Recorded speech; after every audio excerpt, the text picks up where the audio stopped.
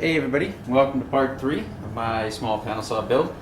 As you can see, I have my tote pretty much final shaped. I still have to do the final sanding and then obviously apply finish, but what I'm going to be doing next is drilling out the recesses for the 2 saw bolts and the medallion, and then also the split nuts on the other side. So what I have here is I just have my 1/2 inch Forstner bit in my post drill, and I'm going to be using this just to go down here and get my counterbores in for my saw nuts, which I also got from 2 guys in a garage.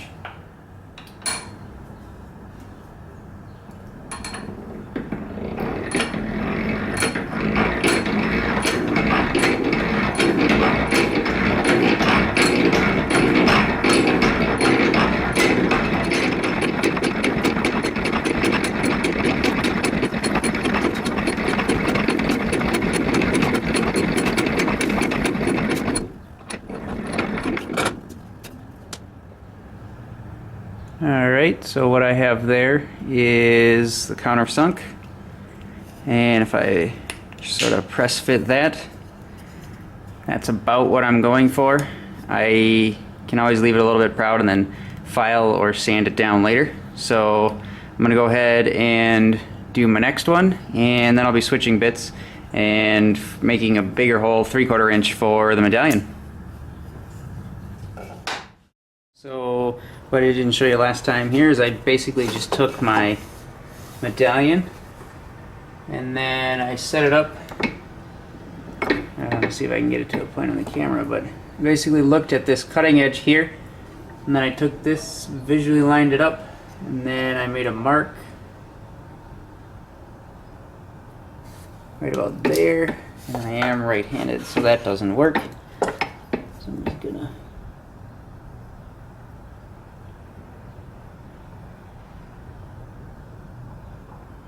okay.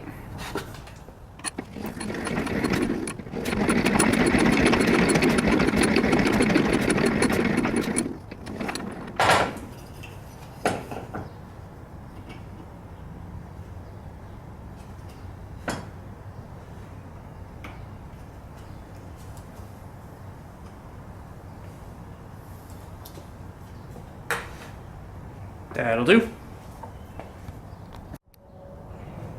So what I've got now is just a standard 3/16 inch drill bit. It's about the diameter of my saw nuts screw, but slightly oversized so I can make it a little bit easier to get the saw nut and the split nut rather in the saw bolt to line up correctly on both sides, since it's not quite as precise, but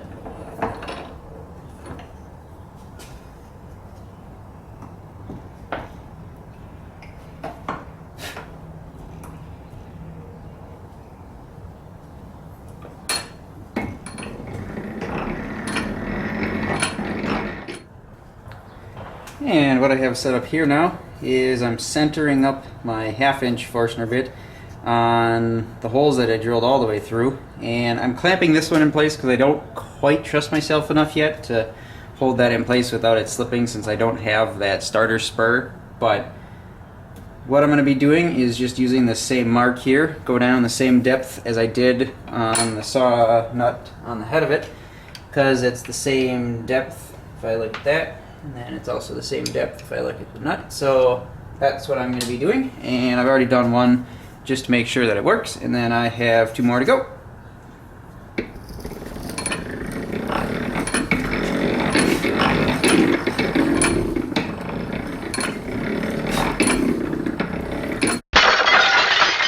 Okay, so who noticed this one and forgot to tell me? Medallion recess, wrong side of the tote. So I guess that's a good point to make now. Make sure to check, because this idiot forgot. So now I have a 3/4 inch recess on the side that I'm supposed to have the saw nut, which is only 1/2 inch. And now I have a 1/2 inch hole where I should have 3/4 inch for the saw nut bolt. So I guess what I'm going to do now is I'm just going to drill out this side for now and figure out what I'm going to do about that. Whoops. Now that I've got that sorted, let's go inside and get this sucker on the bench, and I will cut out the square mortises in those holes for the back of the saw bolts. So what I have here is I have my medallion stuck in place, and then I'm just going to give it a few pounds with the hammer. Not too heavy because you don't want to risk breaking anything, but just enough so I can get some good indentations of where that square portion is.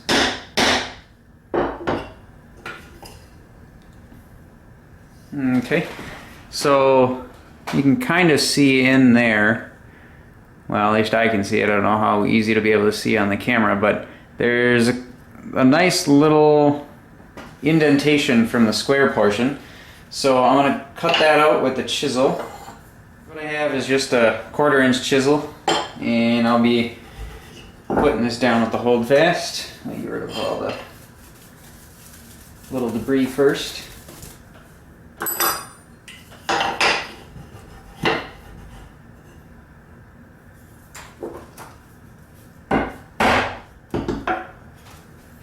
I'm just going to go right into the indentation that was created by making or using the medallion.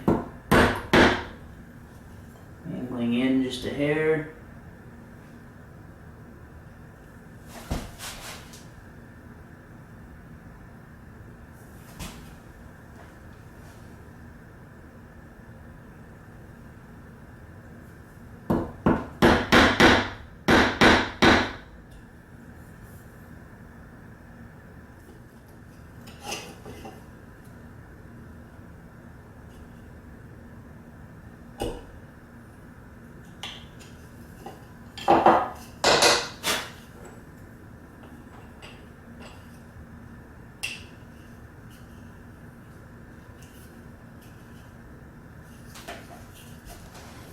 And there we go.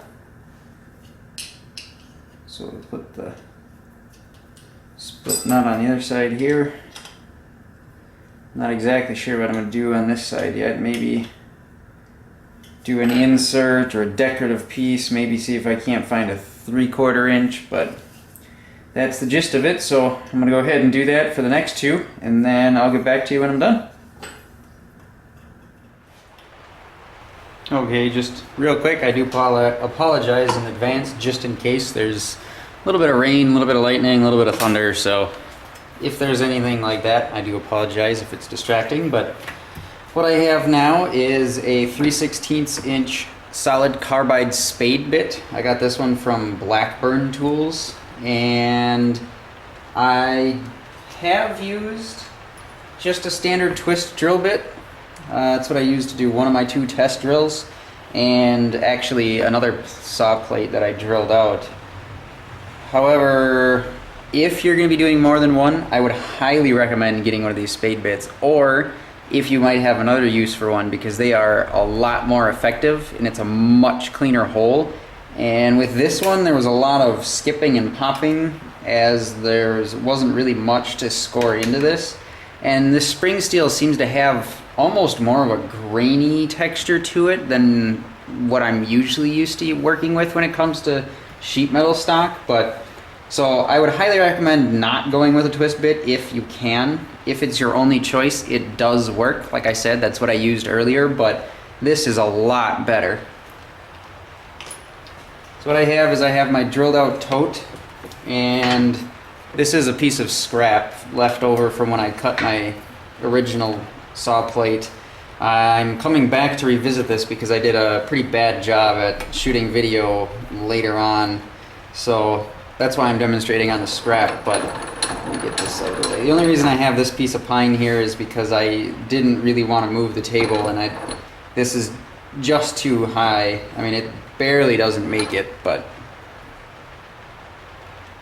a little bit of thunder. So what I'm doing now is just make sure you have enough clearance to get your tote underneath your drill bit. And then you just slide the plate in. So we'll just pretend like this corner up here is what's supposed to be going in.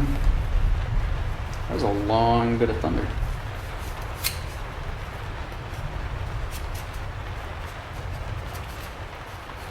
Just clean it out a little bit.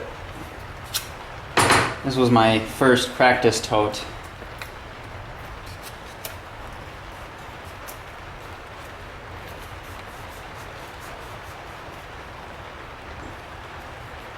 Okay, so pretending like that's where we want the plate to be, what I'm going to do is just line this up with the holes that I've already got drilled, and then I'll just drill through the plate. I already have the holes drilled all the way through. I don't have all of the recesses, but so basically all you do is just line it up based on where the tote is and drill, and that's why, at least for me, I like the idea of drilling all these holes in the tote first and then doing the plate, because you can get the plate to where it's supposed to be and then drill your holes so they're all exact, instead of trying to drill holes in the plate and then trying to line these up later. Doesn't really seem like it would work as well, although I mean obviously you can make it work as much effort as you want to put into it, but I just think this way is a little bit easier, so that's what I'm going to be doing.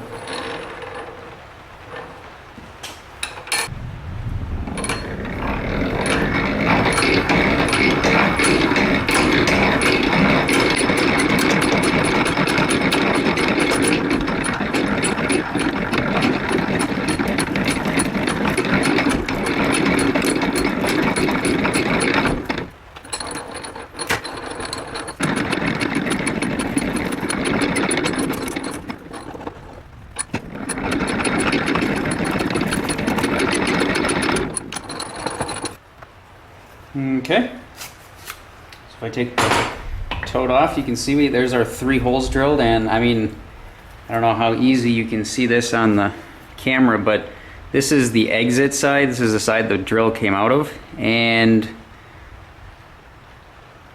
come on. And I mean, they're pretty clean. I mean, this was one of my practice holes, and you can see there's a good raised section here around the outside, and I was already trying to knock off some of it, so that's why I like the spade bit. But that's the saw plate drilled. So the next thing would be to sand this thing up to whatever you decide you want to do in terms of like grit on sandpaper for shining up the plate. So what we have here is I have our stand-in saw plate. I'm going to be using just my scrap here, and I have some 220 grit sandpaper is what I'm starting with, and I have a small block that I used last time. I'm using a 3/4 inch thick piece of pine. A little bit of thunder there. And as you can see, I've used it already. So I have a spray bottle with just some water in it. You could also use mineral spirits or whatever else, but I just decided to use water, and then I dried it off and used wax later. But so I started with 220 grit. This wasn't too bad. You could start with 180, you could start with 320, you can pretty much start with whatever you want, but I'm just wrapping it around this block to make it a little bit easier to hold on to and a little bit easier to keep it all flat and even on there. And so then what I do is I just do a little spray of water on the plate. And then what you're going to want to do is long, even strokes going from one end all the way to the other. And you don't want to stop halfway and then turn around and go back, because then you'll end up with some scratches where you turned around. So you just want to go with long sanding motions from one end all the way off to the other.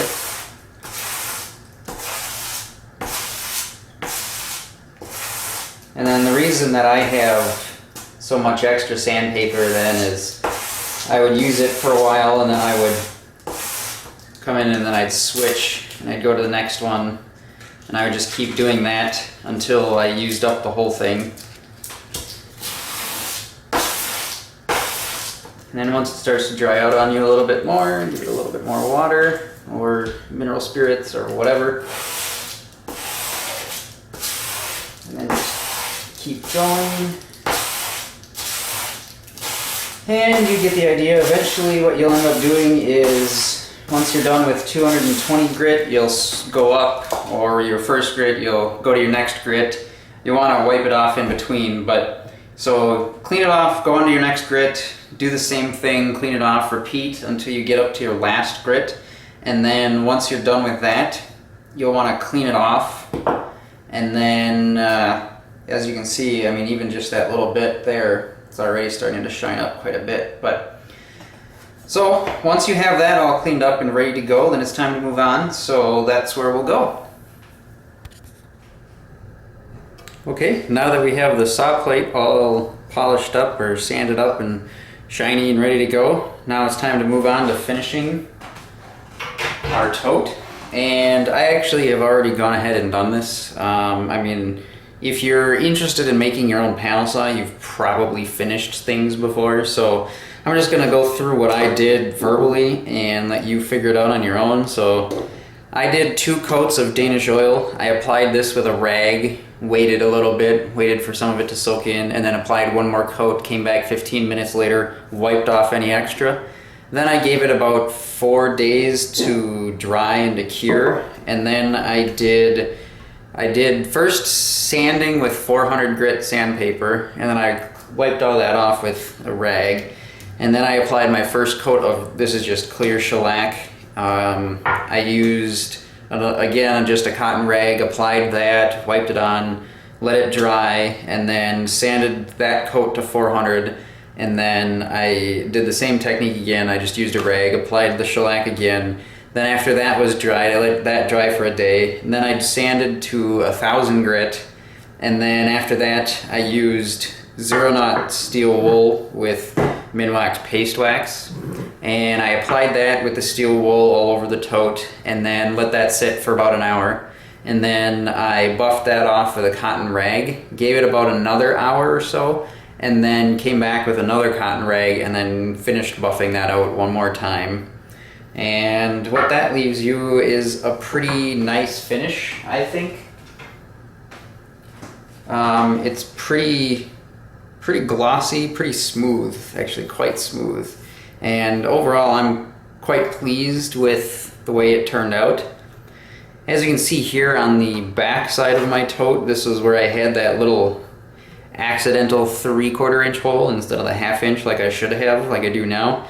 All I did was just took a scrap piece of curly maple that I had laying around. I marked out and then chopped down a diamond shape to the same depth that I had drilled to, and then I glued this in place, this little curly maple accent piece there, and then re-drilled the hole through from the other side, and then I did the counter bore for the saw nut on this side.